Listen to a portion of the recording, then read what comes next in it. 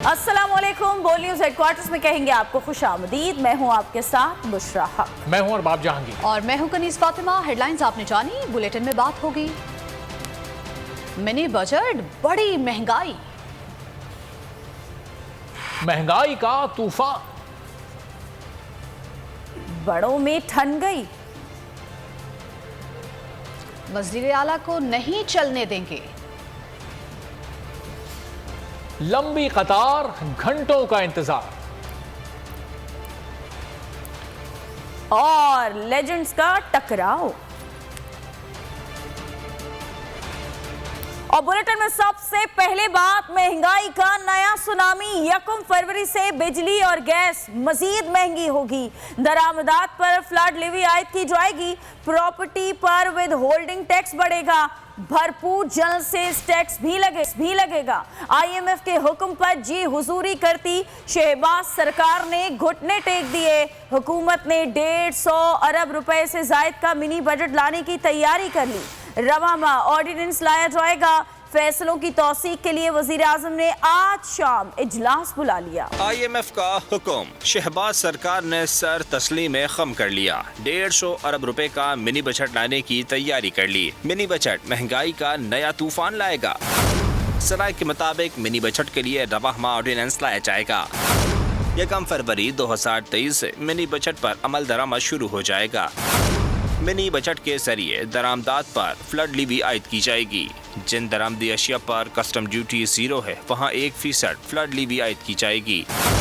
बैंकों के foreign exchange मुनाफे पर फ्लड लीवी आयद की जाएगी। सराय के मुताबिक वज़ीर खजाना इस्हाक डार ने मिनी बजट पर वज़ीर आज़म को ब्रीफिंग दे दी है। दूसरी जानिब IMF की शराइत पूरी करने के लिए वज़ीर आज़म ने आज इजलास बुला लिया।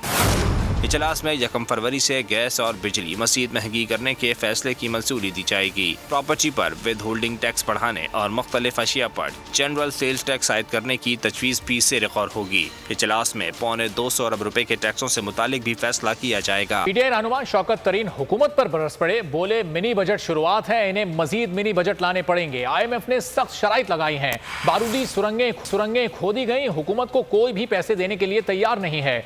बोल से खुसूसी गुफ्तगू में उनका कहना था कि हुकूमत को पेट्रोलियम लेवी में इजाफा और टैक्स लगाना होगा। सऊदी अरब ने शराइत लगाई हैं, ग्रांट सिर्फ अमेरिका और जापान की होगी।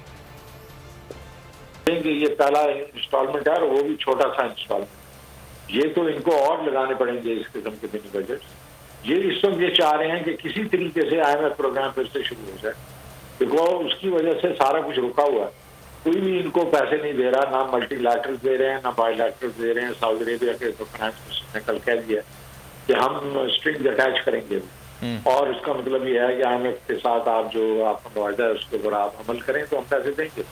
तो ये उनको खुश करने की कोशिश कर रहे हैं। 150-200 अरब तो जिस तरह है कि इनका तो मुंह भी गीला नहीं होगा उससे। 655 बिलियन का शॉर्टफॉल है। आप देखेंगे इनको ये अपना पेट्रोलियम लेवी बढ़ानी पड़ेगी, इस पर टैक्सेस लगाने पड़ेंगे और गैस के ऊपर पेट्रोलियम लेवी का तो टैक्स में पहले कर दिया गया था ना इनको, जो पिछला बजट पेश किया गया था उसमें पेट्रोलियम लेवी 50 तक लेकर जाने का इन्होंने कहा था ना। अभी टैक्सेस नहीं लगे, अभी सिर्फ PDL 50 रुपया लगा पेट्रोल पे और 35 रुपया लगा है। खबरों में आगे देखिए अमेरिका भी परेशान और कराची का सियासी पारा हाई। और सेनेट की कायमा कमेटी खजाना के इजलास में हुकूमती और अपोजिशन अरकान में तकरार हो गई। सेनेटर मोहसिन अजीज ने कहा मुल्क डिफॉल्ट कर चुका है, LCs का ना खुलना ही डिफॉल्ट है। वजीर ममलकत खजाना आयशा गौस पाशा ने कहा मुल्क को डिफॉल्ट नहीं होने देंगे। पाकिस्तान फार्मास्यूटिकल एसोसिएशन की तरफ से कमेटी को बताया गया कि मसाइल हल न किए गए तो आइंदा माह फार्मास्यूटिकल इंडस्ट्री बंद हो जाएगी। कमेटी ने अगले इजलास में गवर्नर स्टेट बैंक को तलब कर लिया। मुल्क की सबोहाली, कायमा कमेटी में ज़ेर बहस, हुकूमती और अपोजिशन अरकान में तकरार। सेनेट की कायमा कमेटी बराए खजाना के इजलास में सेनेटर मोहसिन अजीज ने कहा मुल्क डिफॉल्ट हो चुका। LCs का न खुलना डिफॉल्ट ही है। बैंकों से जरूरी अशिया की दरामद की LCs नहीं खुल रही।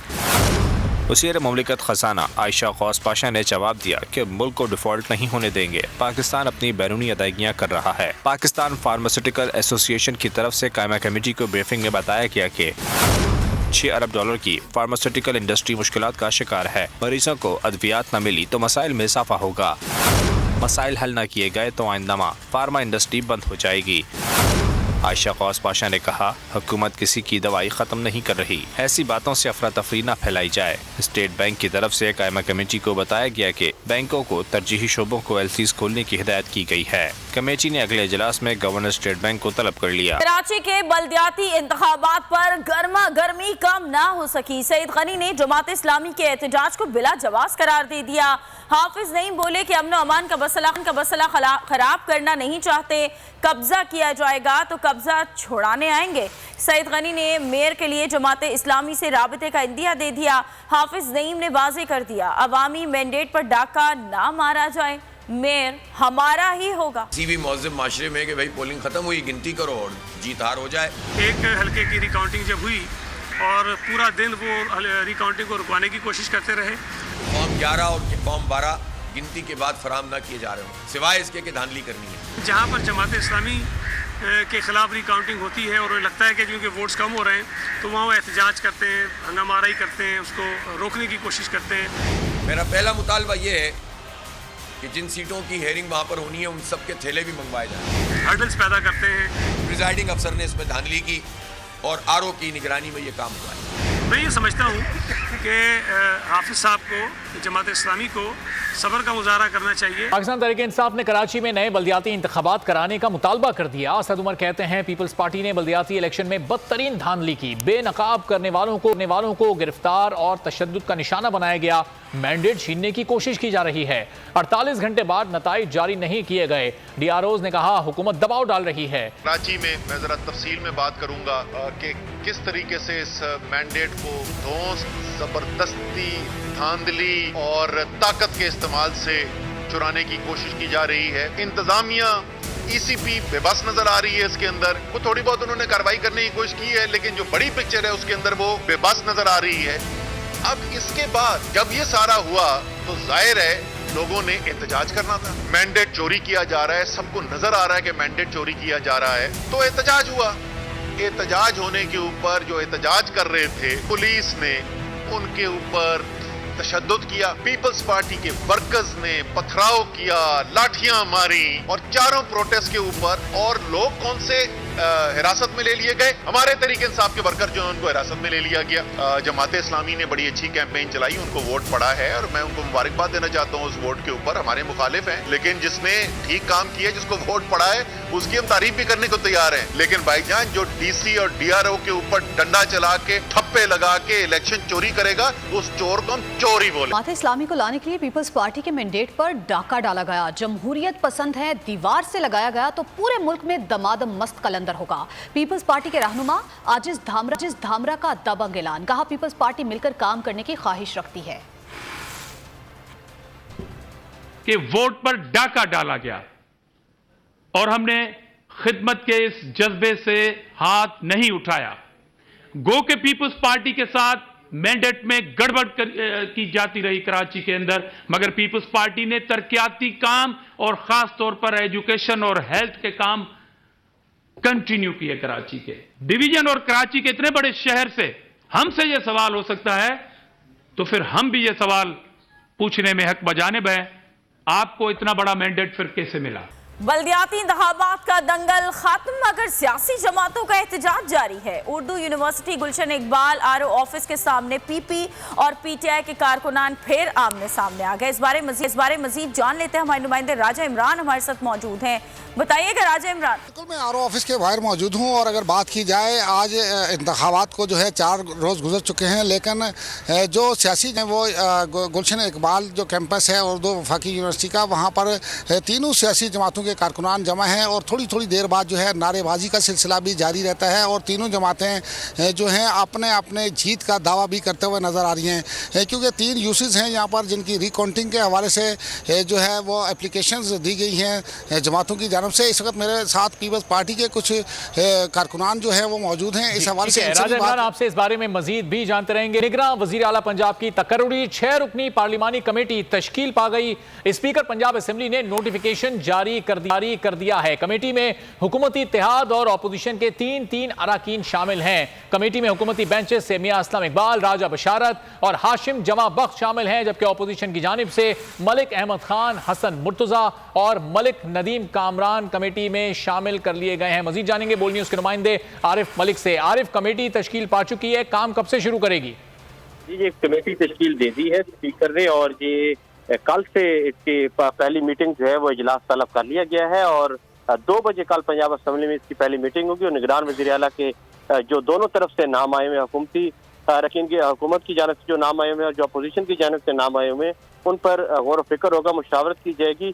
जो इसमें शामिल हैं पाकिस्तान तहरीक इंसाफ की तरफ से मियां असलम इकबाल है, राजा बशारत है, हाशिम जवान बख्श है और इस तरह जो नून लीग की जो कमेटी है। बहुत शुक्रिया, आपसे मजीद भी जानते रहेंगे। इलेक्शन कमीशन की सोच और नीयत जानते हैं। चीफ इलेक्शन कमिश्नर के वजीर आला को नहीं चलने देंगे। चीफ इलेक्शन कमिश्नर के वजीर आला के खिलाफ अदालत जाएंगे। वजीर आला पंजाब परवेज इलाही ने वाज़ेह कर दिया, कोई शौक नहीं है इलेक्शन, हमें पता है इलेक्शन कमीशन की सोच नीयत क्या है।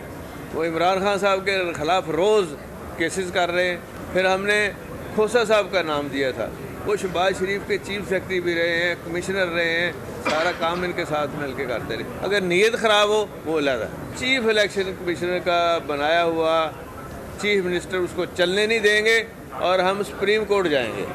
जब दुश्मन गलती करता हो नहीं रोकीदा, उन्होंने करन दो गलती आप पे डुबन। अहम खबर आप तक पहुंचाएंगे। कौमी असम्बली में वापसी के मामले पर मुशावरत में तेजी, असद उमर और परवेज खटक का इमरान खान से राबता। स्पीकर कौमी असम्बली से मुलाकात के हवाले से मुशावरत, इमरान खान की रहनुमाओं को स्पीकर से मुतालिक अहम हिदायत। पीटीआई के वफ्द की स्पीकर से कल मुलाकात का इम्कान है।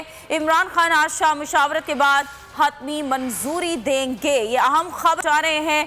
कौमी असम्बली में वापसी का मामला है और अब मुशावरत को तेज कर दिया गया है। असद उमर और परवेज खटक का इमरान खान से राबता हुआ है। एक और अहम खबर आपको देंगे। डीआरओ किमाड़ी पर पीपल्स पार्टी पीटीआई में तसादुम का केस, तहरीक इंसाफ के रहनुमाओं की अबूरी जमानत मंजूर। एटीसी का फी का 30,000 के मुचलके जमा कराने का हुक्म। पुलिस को 28 जनवरी तक मुल्जिमान से रोक दिया है। इंसदाद दहशतगर्दी अदालत ने केस पर समाअत की है। अहम खबर आपको दे रहे हैं और आपको बता रहे हैं, डीआरओ किमाड़ी पर पीपल्स पार्टी और पीटीआई में तसादुम का केस है और तहरीक इंसाफ के रहनुमाओं की अबूरी जमानत मंजूर कर ली गई है। 2022 बहुत सारे तोहफे भी देखे गया पाकिस्तान की आवाम को। पाकिस्तान की आवाम को एक तोहफा ये दिया कि आवाम को पता चल गया कि पाकिस्तान का मीडिया क्या है। साल 2022 में सबसे ज्यादा देखे जाने वाला चैनल बोल न्यूज रहा नंबर 1। हमने बहुत सारे शोज और ट्रांसमिशंस की, पूरा साल मुसलसल जदोजहद में निकल गया कि ये वोट ऑफ कॉन्फिडेंस के पीछे कौन लोग थे। तोड़े रेटिंग के सभी रिकॉर्ड। सोशल मीडिया पर भी सबसे ज्यादा तेजी से 2.4 बिलियन व्यूज का संगे मील अबूर किया। एंकर्स को भी आवाम में सबसे ज्यादा मकबूलियत मिली और सोशल मीडिया पर भी बोल रहा सब पर भारी।